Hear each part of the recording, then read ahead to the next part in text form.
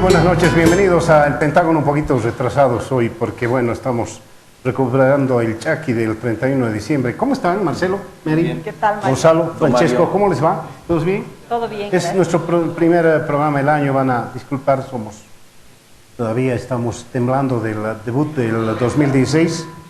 ¿Todo bien? Qué inicio de jornada, ¿no? Qué inicio de año, ¿no? Bueno, claro, se viene el 21 de febrero, en pocos días más, el próximo, ¿cuándo es? Viernes, ¿no? El próximo viernes se cumplen 10 años de gobierno ininterrumpido de don Evo Morales, en un momento creo que me temo que más delicado incluso que lo que fue lo que se llamó el gasolina, que fue en diciembre. ¿Qué año fue? 2010, algo así. En un momento, diciembre, donde la gente se volcó a las calles e hizo temblar la estructura, peor que el 2008, donde los precios del petróleo bajaron dramáticamente, y creo que es un momento, no malísimo del gobierno, ni mucho menos, pero es un momento delicado, por dos cosas: precio del petróleo por debajo de los 30, una serie de encuestas que le están situando al sí entre el 41%, a un partido que está acostumbrado a subir a lograr el 60% y a arrasar prácticamente en todo lo que se mete Evo Morales. Los demás, la mayoría un fracaso. Pero cuando se mete Evo Morales es difícil bajarlo del 60%. Un momento que está en 41%, por mucho que el no esté en el 38%. Es un momento difícil por la economía, por el asunto del fondo indígena, por estos 10 años de desgaste. Ya se puede hablar un poquito de desgaste en el gobierno, y por lo que viene el 21 de febrero. ¿Qué análisis se animan a hacer de estos 10 años y todos esos elementos que están conjugando en el espectro político nacional? Pues hablar de 10 años en un programa, además dividido por 5 personas, va a ser un poco complicado, ¿no? Pero, gracias, bueno. Mary. Vamos con el siguiente punto. No, pero hay que intentar hacer algo, ¿no ves? Entonces, no, lo que a mí me gustaría decir es que el gobierno ha dado unos giros bien impresionantes, ¿no? En los 10 años de gobierno, empezando desde la radicalidad del discurso. El primer gobierno del presidente Evo Morales básicamente estaba orientado a aprobar las reformas políticas y económicas que tienen que ver con la Asamblea Constituyente, la nueva Constitución, la nacionalización de los hidrocarburos, además la consolidación del proyecto hegemónico, es decir, acabar con la oposición. Creo que todos esos objetivos se han logrado en el primer gobierno del presidente Morales, y repito, con una radicalidad muy fuerte del discurso, ¿no? Se pensaba que se venían unos años totalmente socialistas, totalmente indigenistas, pero en el segundo gobierno del presidente Evo Morales yo creo que las cosas se han empezado a moderar. Es decir, ese discurso de la primera gestión básicamente ha quedado en discurso, porque poco a poco el gobierno ha ido girando un poco hacia el centro, ¿no? Se vino, tú mencionabas el tema del gasolinazo como una medida muy neoliberal, se podría decir. Luego vino la represión al TIBNIS, toda esta estrategia de control de los medios de comunicación, el tema del manejo conservador de la economía. Es decir, el segundo gobierno del presidente Evo Morales nos ha mostrado más bien un giro hacia lo que él detesta, que es el neoliberalismo, hacia un giro más conservador del gobierno, ¿no? Entonces, ahora evidentemente, como tú mencionabas, estamos ya en el tercer gobierno del presidente, y ahí sí se muestran ya las primeras señales complicadas, uno, por el precio del petróleo, lo que demuestra que esta economía sigue siendo una economía extractivista. El gobierno no ha logrado la diversificación económica en el país, y por otro lado, intentando prorrogarse nuevamente en el poder, con unas encuestas no necesariamente favorables, aunque seguramente si es que Evo Morales logra pasar esta valla del referéndum constitucional, seguramente volverá a ganar, y tendremos Evo Morales hasta 2025, es probable. Yo sé todo, no, hasta el 2025 parece lamento. No es lamento, pero lo que pasa es que, claro, hay unas señales ya de mucho desgaste, de repetición. En fin, yo creo que ya es el anquilosamiento que provoca el estar tantos años en el poder, ¿no? Yo creo que ya hace falta refrescar un poco la democracia boliviana. Bueno, gracias. A ver, me voy a atrever a intentar explicar cómo yo entiendo estos 10 años a través de un ejemplo que lo extraigo de un poco de un marco más general. Hay dos tipos de desigualdades que se expresan en desigualdades acumulativas y desigualdades dispersas. Tomando en cuenta que lograr tener una igualdad absoluta en la ciudadanía es una tarea muy compleja. ¿Cómo yo veo este asunto? Las desigualdades acumulativas significan que un grupo determinado, ya sea una persona o una familia, puede acumular al mismo tiempo riqueza, puede acumular títulos educativos, puede acumular estratificación social, incluso puede llegar a acumular control sobre los aparatos del Estado. Poder. Exacto, poder político. ¿Qué es lo que pasa cuando se transita de un sistema de desigualdades acumulativas? Que esto además se puede ejemplificar claramente cuando uno ve ese documental antiguo de Nuestra marca es la crisis, no el que salió el último con esa crisis estadounidense, sino el anterior. Hay una escena en la que participan varias periodistas, mujeres, con los candidatos de ese momento, Sánchez de Lozada y Carlos Mesa. Las señoras horrorizadas de un sector social determinado, horrorizadas porque sectores subordinados o subalternos campesinos estaban yendo hacia su zona y más o menos como que graficando como si fuera una especie de invasión bárbara, intentando defender el lugar en el que vivían, ¿no? Ese tipo de desigualdad acumulativa la teníamos antes del 2005. ¿Qué es lo que ocurre a partir de ahí? A partir de ese momento, con las diferentes medidas que incluye el presidente Morales, sobre todo en la parte social, que hay sin duda hay un cambio fundamental, lo que ocurre es que pasamos de un sistema de desigualdades acumulativas a un sistema de desigualdades dispersas. Es decir, ahora mismo una familia no necesariamente por tener recursos económicos también puede acumular control sobre los aparatos del Estado, puede acumular posición social, estratificación social. De ahí que, por ejemplo, un mamani puede entrar al colegio militar hoy día tranquilamente, sin problemas. Alguien de sectores de la burguesía chola, como les llama Carlos Toranzo, los hijos de estos señores pueden ir a estudiar incluso fuera o pueden estudiar en universidades privadas sin problemas. Nosotros que somos de alguna forma profesores universitarios nos habremos dado cuenta, por ejemplo, que la católica ha cambiado muchísimo en términos de su composición de los alumnos. No es lo que era hace 10 años la católica en términos de la gente que iba a estudiar ahí adentro. Muy distinto a lo que pasa ahora, ¿no? Y hay, como decía, un montón de diferenciaciones en términos de lo que es social y lo que es el autorreconocimiento mismo, que a mí me parece que es bastante positivo. Es decir, hay desigualdad, pero la desigualdad es dispersa. Hay, sin duda, ya no son 4 comensales que se sientan a comer la torta, sino son 10. Obviamente hay un grupo de poder reducido, eso lo hay, lo va a haber siempre en cualquier tipo de sistema político, pero sin duda hay un cambio ahí trascendental que se lo puede vivir y es latente en hoy día. Yo creo que la historia de estos 10 años es la historia de la desactivación de una bomba social, como la que vivimos en octubre del 2003. Creo que se desactivó de algún modo exitosamente. Creo que los términos de igualdad son mejores hoy que hace 10 años. Y creo que en eso el gobierno tiene méritos. Y a la vez creo que es la historia del fracaso de la construcción de un nuevo orden. Estos 10 años representan casi como un estereotipo la historia boliviana.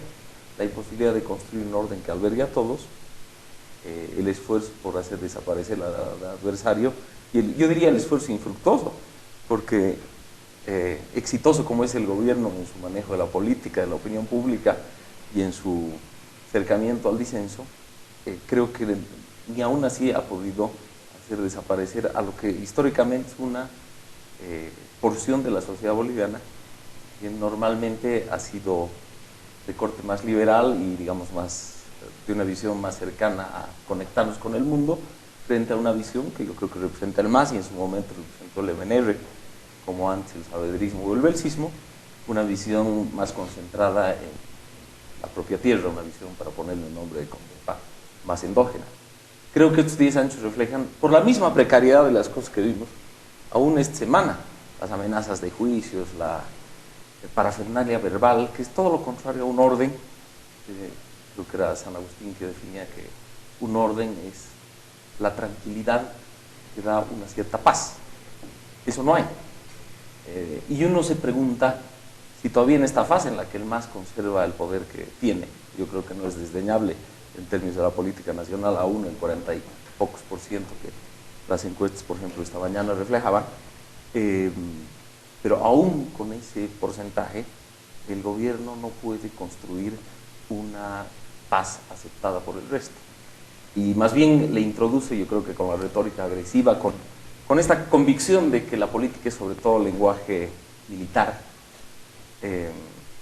no construye algo que yo creo que con facilidad, con otra visión, una visión de más largo plazo habría construido. Un orden quizás no con las aspiraciones maximalistas de origen, pero un orden al que la sociedad boliviana estaba dispuesta a aceptarse. Muchas veces se dice, esta era una sociedad racista, yo creo que lo era y lo es, pero poco se dice de cuánto la sociedad boliviana ha aceptado reformarse. Yo creo que no ha sido una sociedad en la que, salvo bolsones muy concretos y minoritarios, no haya hecho autocrítica y haya recibido en cierto sentido como buena la noticia de que debemos abanderar la igualdad. Yo creo que se ve mucho la labor del gobierno, pero poco se dice de una sociedad dispuesta a aceptar ese cambio en buenos términos. Son 10 años que efectivamente han producido muchos cambios en la sociedad boliviana. Los que, como yo, que vivimos acá 40 años, desde los años 70 ahora realmente ha habido cambios. Y esto debido primero a una acumulación de poder político nunca visto antes en la historia.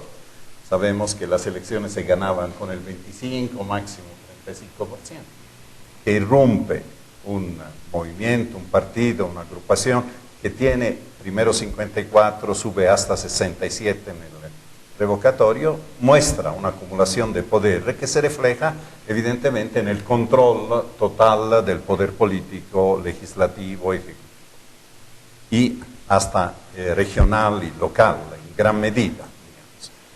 Y el segundo aspecto que ha caracterizado estos 10 años es una cantidad de ingresos, ¿no?, nunca visto antes para el país, y no por mérito de este gobierno. Los ingresos han venido básicamente por las exportaciones de un gas que ha sido descubierto, ¿no?, en los años llamados del neoliberalismo, gracias a políticas de atracción de capital extranjero, sobre la base de un trabajo de años de yacimientos, pero que nunca hubiese dado los frutos que dio cuando ya grandes empresas empezaron a explorar. Entonces, si uno pone un capital político tan grande, más un capital económico para poder producir estas reformas, algo debía suceder. Lo absurdo hubiese sido que en estos 10 años no pasara nada teniendo estas dos características. Hubiesen sido 10 años totalmente desperdiciados. ¿Dónde se han ido más los cambios? Yo creo que en el campo social ha habido una gran movilidad social, lo que hacía referencia a Marcelo y en cierto sentido a mi tía también, Gonzalo. El campo ha cambiado fundamentalmente. El campo, yo lo veo, durante muchos años he viajado, he tenido contacto, lo veo ahora mucho más integrado. No solo porque hay más transportes para ir y volver, lugares donde se entraba una vez por semana, ahora se pueden ir 2 veces por día, por ejemplo, en el norte de La Paz, sino porque hay más interés con los celulares, las telecomunicaciones y tantas cosas. Esto ha mostrado, ¿no?, una cierta, llegar con la radio, llegar con la televisión, ¿no?, ayuda, como en otros países, a homogeneizar un poco la cultura nacional. La gente empieza a enterarse de las mismas cosas, vive las mismas noticias, los mismos problemas, y esto es altamente positivo. Tal vez hubiese pasado lo mismo, porque es parte también de la evolución tecnológica. Yo quisiera hacer énfasis, al mismo tiempo que reconozco eso, los bonos han ayudado mucho a levantar el campo, pero los bonos son siempre bonos, sabemos que si son eternos no funcionan, tiene que ser un estímulo para abandonarlo. Pero hay un déficit total a pesar de esto. Déficit fundamentalmente en 3 campos. En la justicia. A pesar de tener la posibilidad de reformar la Constitución y de hacerla una Constitución que en el campo de la justicia promoviera una justicia moderna, una justicia adecuada a las necesidades de la gente, no. Una justicia sectaria que ha sido politizada, ha servido para encarcelar opositores y otras fechorías. El tema de la educación. No hemos avanzado de la misma manera que económicamente, al paso de la economía, no hemos avanzado con la educación. Yo entiendo que la educación es mucho más lenta, algunos pasos se están dando. A mí me ha gustado mucho la idea de empezar desde este año los cursos básicos con 25 alumnos y ir gradualmente subiendo. Me parece que esto ayuda mucho porque en una clase de 50 niños muy poco se puede avanzar en educación personalizada. Y la salud es otro gran déficit de este gobierno. Aparte de la discusión teórica sobre las libertades democráticas, yo no soy tan pesimista, veo que existe todavía mucho espacio, aquí estamos, Mario, como con este programa, para libertad de opinión, para decir lo que uno piensa. Que esto tenga consecuencia para muchos periodistas, para muchos medios, evidentemente cuesta, pero existe, ¿no? Es como tener ciertos productos en el mercado, están ahí, pero cuesta. La libertad de expresión está dentro de Bolivia, pero a veces tiene un costo y lo vemos en conocidos nuestros, ¿no? Que por opinar en contra del gobierno están siendo atacados no directamente por el director del circo, sino manda, ¿no?, todos los otros actores secundarios a atacar a los que discrepan. Bien, y hemos hecho un análisis político, económico más que todo en esto. Estoy recordando lo que hacía hace 10 años, el 2006, un poquito más allá, digamos, o antes, en diciembre del 2005, estábamos todavía en PAT. Carlos había dejado de ser presidente, Carlos Mesa, y estábamos viendo la elección de ese momento. Evo Morales había ganado con algo más del 53%. Créanme, no me hubiera imaginado decir en ese instante, 10 años después, vamos a estar haciendo un análisis del gobierno de Evo Morales todavía. No me hubiese imaginado, porque yo tenía fresca la memoria la cantidad de presidentes que habías tenido en menos de un año. Banzer, no un año, un poquito más, Banzer, Tuto Quiroga, Sánchez Lozada, Carlos Mesa, Rodríguez Belcé, 5, estamos acostumbrados a eso. Todos los mensajes vamos a ir a hacer el análisis y a quizás político de estos 10 años de Evo Morales. Unos segundos y nada más.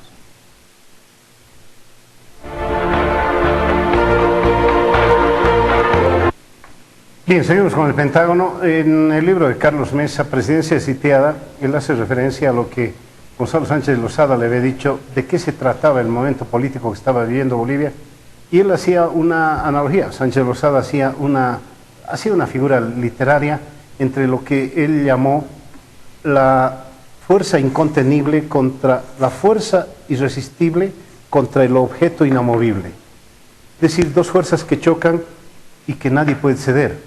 Nadie puede ceder, pero si la fuerza es irresistible debería ceder el otro objeto inamovible, pero eso era, después se llamó empate catastrófico. Estamos viviendo el inicio de un nuevo empate catastrófico, es 41-38 una suerte de empate catastrófico. Se ha acostumbrado Evo Morales, a ganar por más del 60%, está en este instante, él, ¿dónde va?, pidiendo el voto para que se gane con el 70%, aunque para y paso agarra y dice, si perdemos nos vamos a ir, ¿cuál es el problema?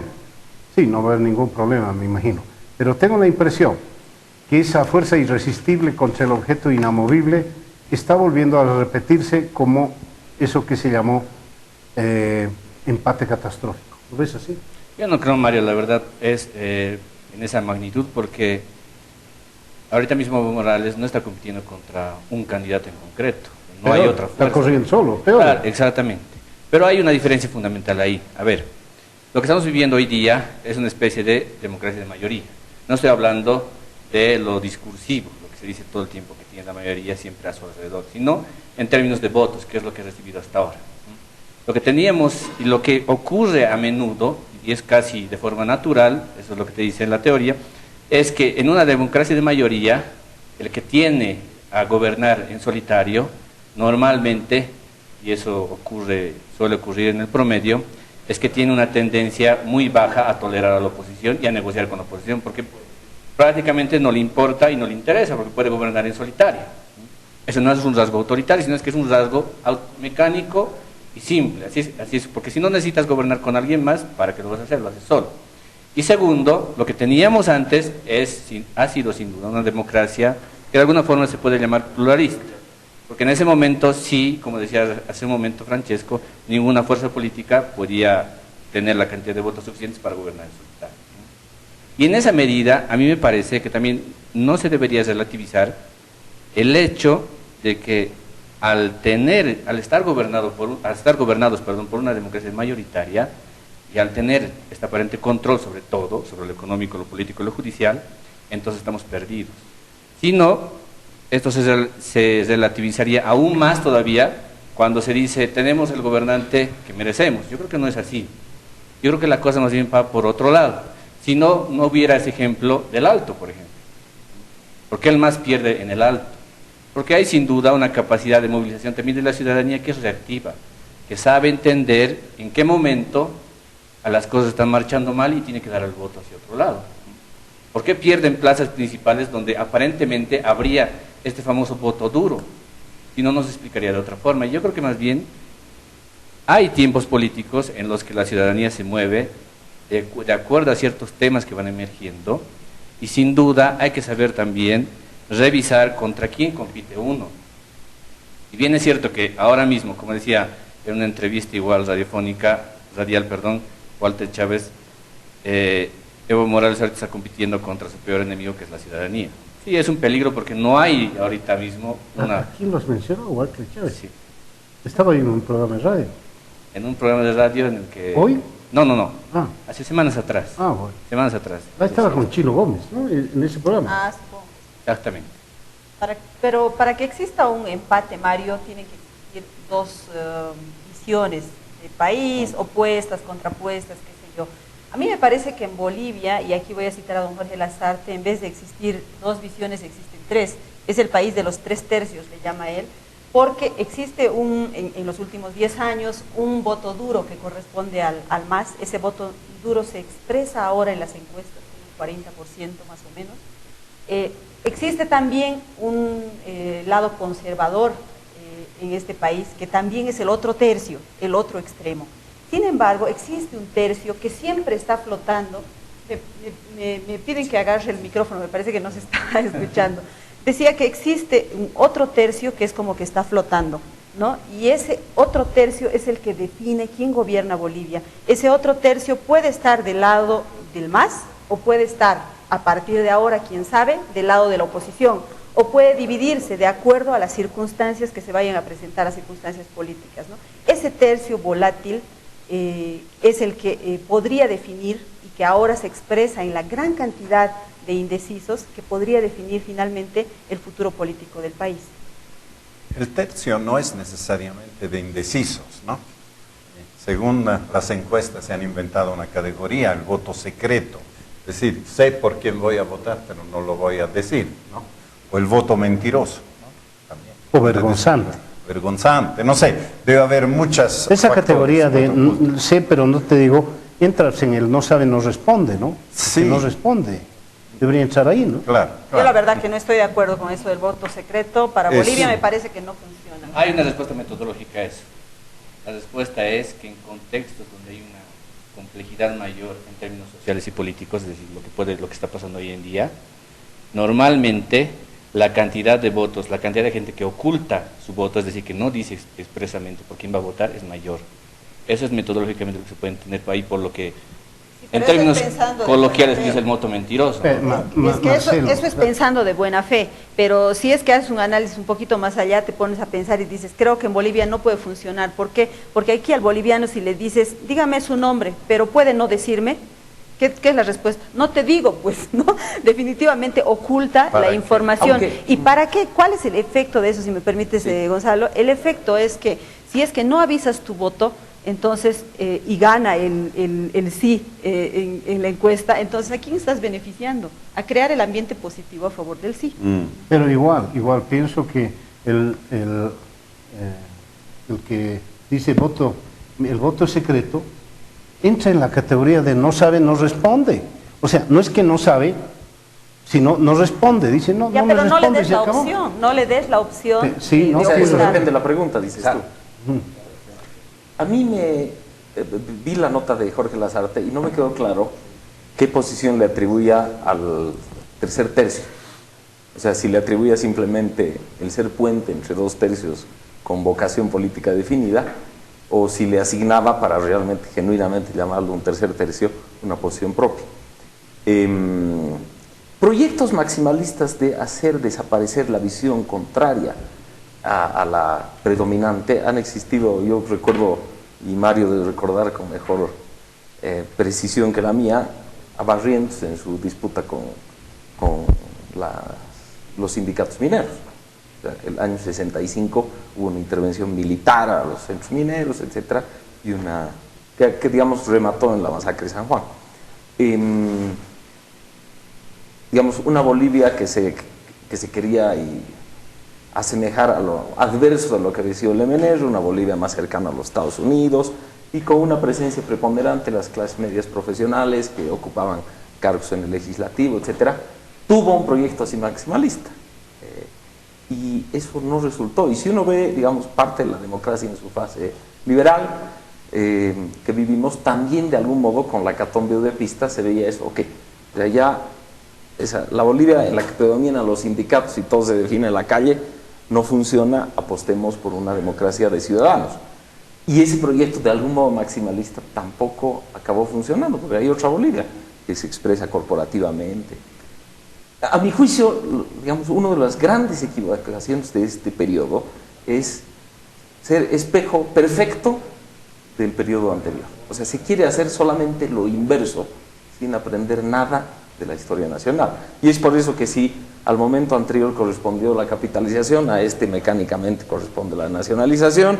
Si al momento previo correspondió una libertad de prensa afincada sobre todo en medios privados, aquí los medios privados están sujetos a sospecha y se aboga por la santidad de los medios públicos. Y la verdad sea dicha, para pasar una opinión, es que cuando uno ve los medios públicos de opinión, dice, realmente el gobierno no se mire el ombligo, porque lo que critican los medios privados se ve de modo más exacerbado en los públicos. En esa medida, yo creo que lo que estamos acercándonos a dilucidar es, hoy día cuando veía, por ejemplo, en la encuesta, cuánta gente confía en el Tribunal Electoral y cuánta gente no, es un país dividido a mitades.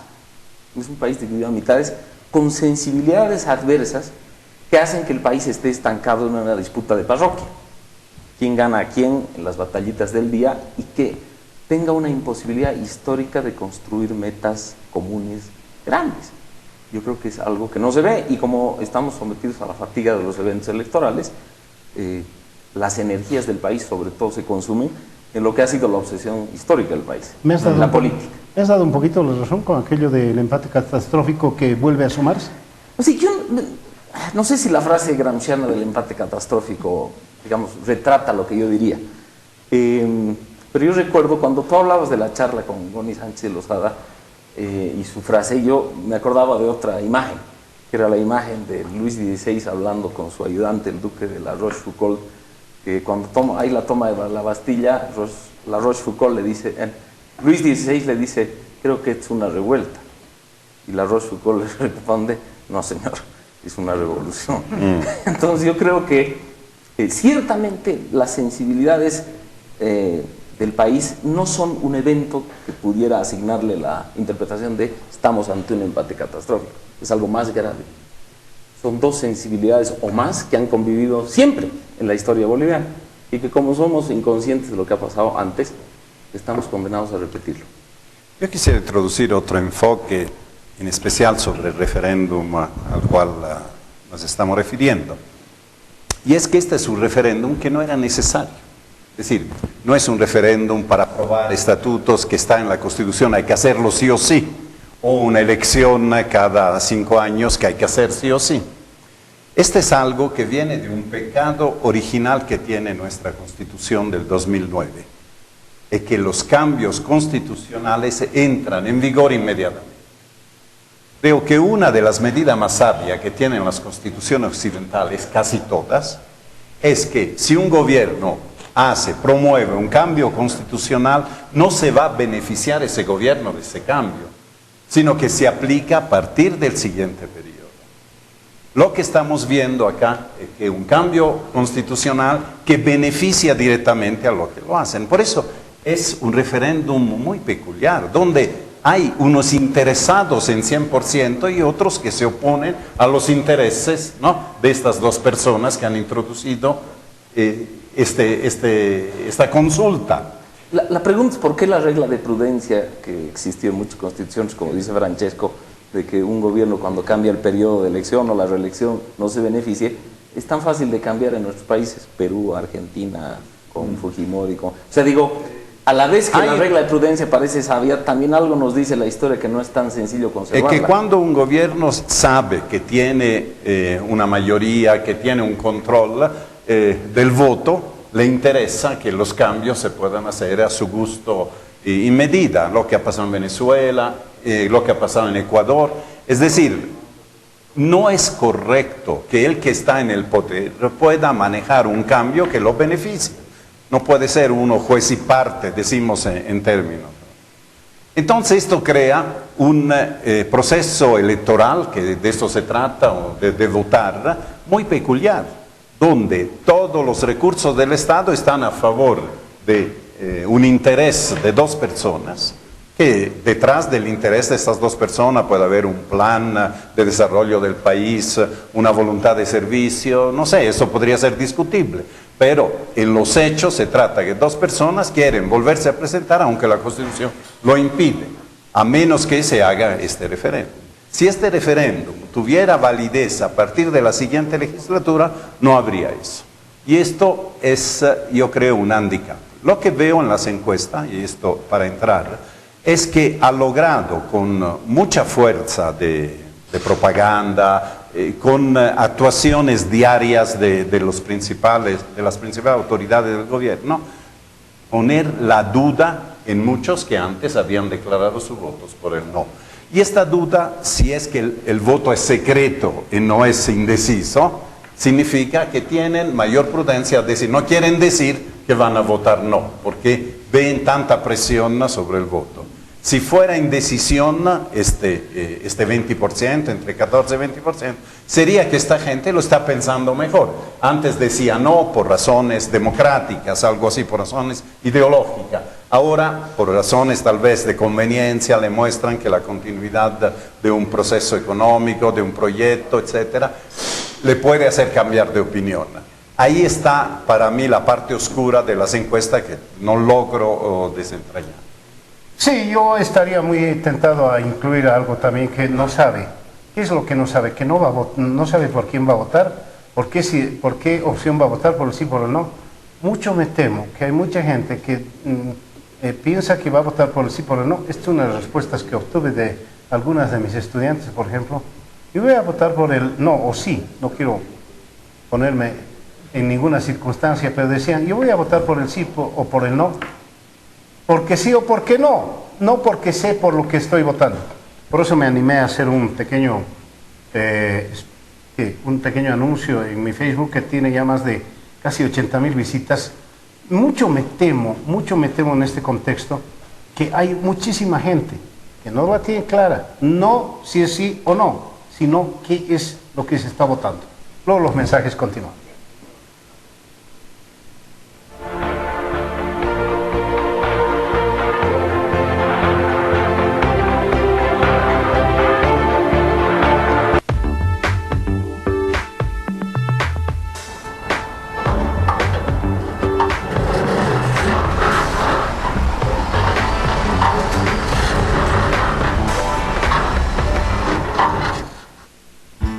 ¿Cuán importante es el acceso a la información? En Bolivia, la Constitución Política del Estado ha incorporado una serie de garantías para el efectivo cumplimiento del derecho de acceso a la información de los ciudadanos. Cualquier persona puede solicitar información al Estado de manera individual o colectiva, de forma escrita u oral. Conforme a la Constitución Política del Estado, no debe justificarse las razones por las que se está solicitando la información, siendo el único requisito la identificación del solicitante.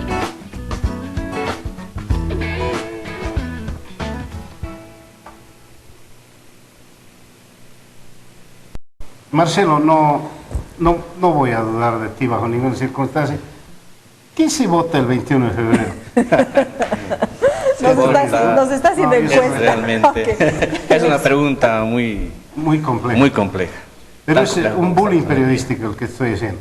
Sí, pero tú eres una élite. ¿Eres una élite intelectual? No, yo diría que no. Yo soy parte de vamos. un segmento, Eres doctor en ciencias políticas, ¿no ves? A ver. Lo que pasa es que mucho me temo que hay muchísima gente que no sabe qué es lo que se va a votar el 21 de febrero. Y lo que únicamente se va a votar es el cambio de la Constitución, si se va a cambiar o no se va a cambiar la Constitución. ¿Para qué? Para si hay reelección el 2019, en diciembre del 2019, o no la hay, o no hay reelección de Evo Morales y Álvaro García Linera. Eso es todo. Gonzalo nos contaba una anécdota muy interesante. No es solo eso, es que si va a haber sol, luna, si no vas a perder tu casita, hay muchas cosas. Ahora, el problema es ese. Está utilizando la vieja máxima que si no puedes vencerlos, confúndelos. Ese es el asunto.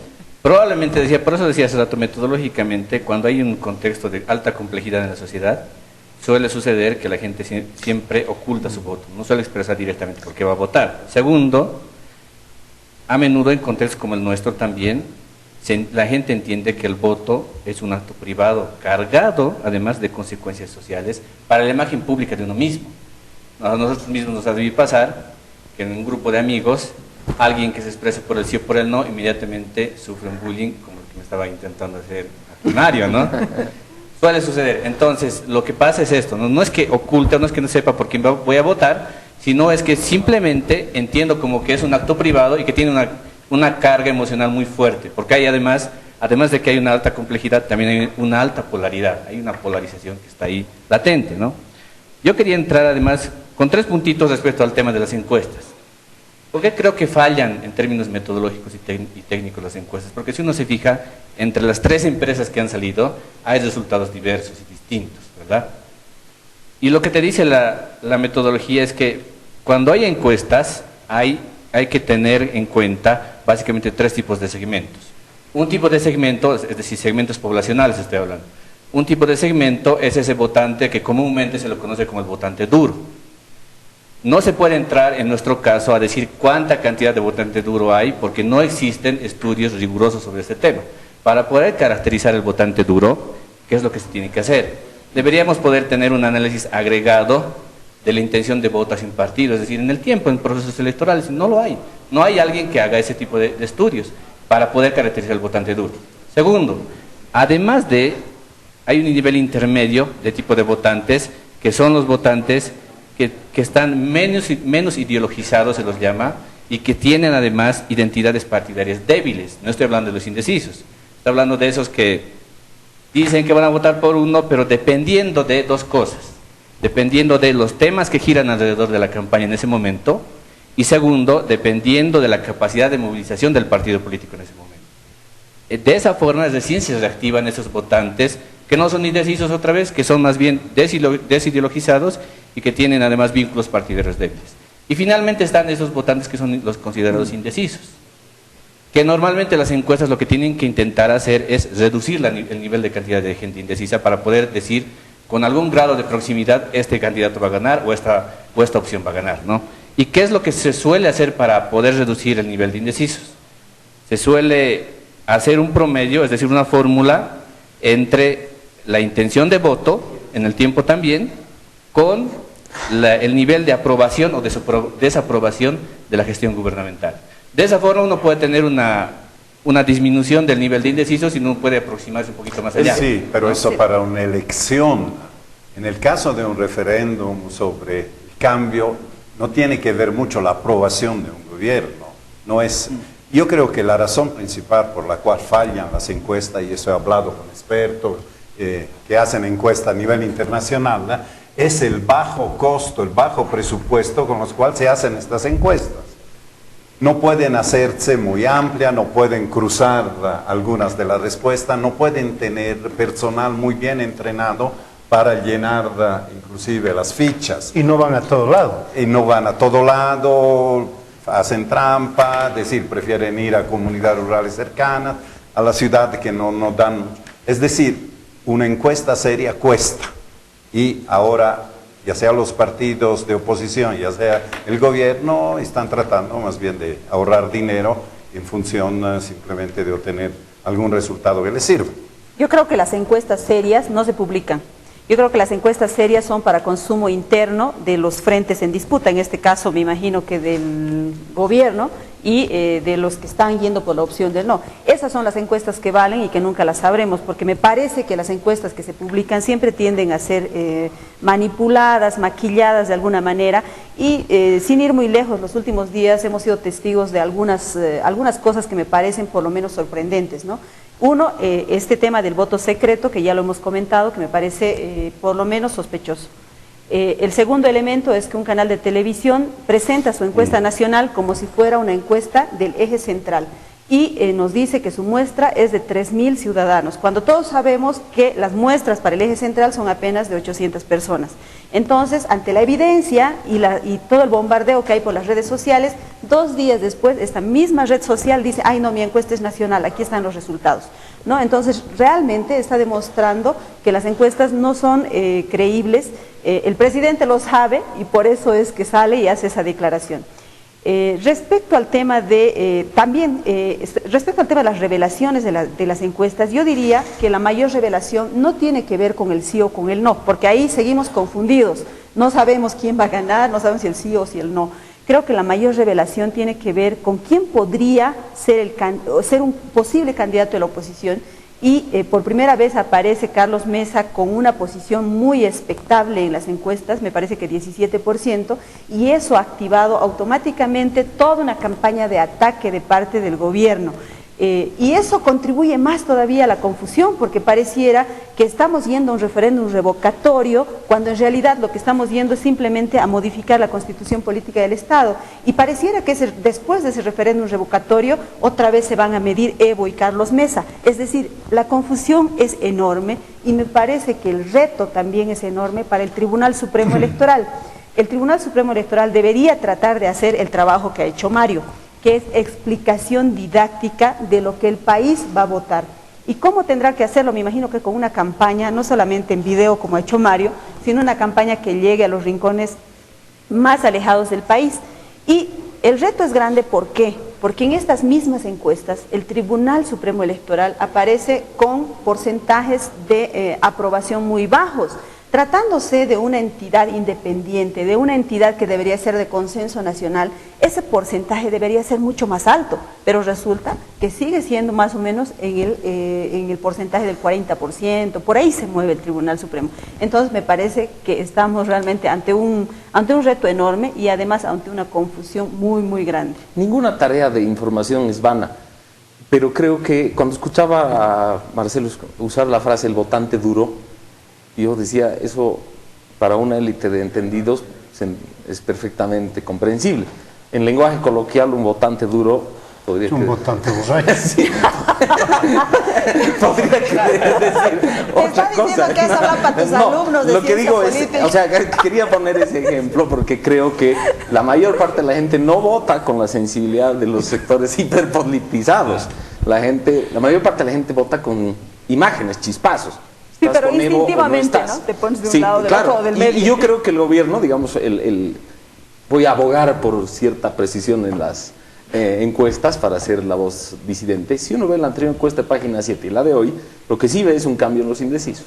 Y yo creo que eso refleja algo, que es el gobierno está esforzándose lo máximo para poner a Evo en el centro de la discusión, a ver si transfiere su apoyo y su aprobación a esta esfera. Y segundo, la oposición y los por el no tienen un problema, que es no tienen un comando conjunto. Y de hecho hay distintas sensibilidades en el no que además quieren diferenciarse, a mi juicio, con poco realismo. Porque el gobierno suma en el sí a Percy Fernández, al que le suma.